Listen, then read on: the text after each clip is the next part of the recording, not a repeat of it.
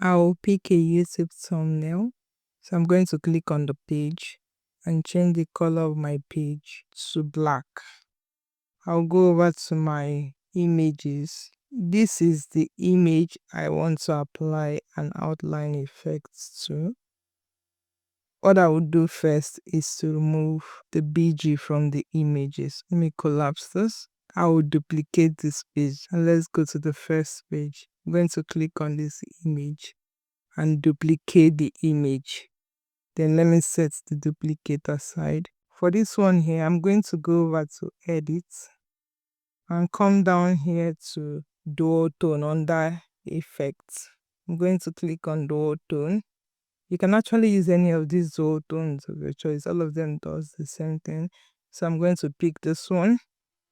Our focus is to change these colors. So what color we want the highlights to be. I'm just going to type FFFF, which stands for white, F into 6 places, and I'm going to do the same for the second color. I'm going to click out.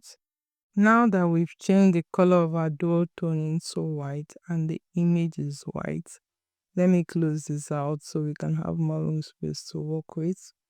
I'm going to expand this image just by pulling up the edges a bit up. And I'm going to bring over this image that we duplicated over it and make it to be centered. And I'm going to just select both of them for position it how I want it and expand it like so.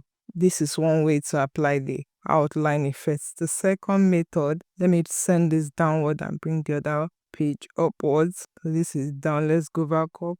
Let me take this and expand it further.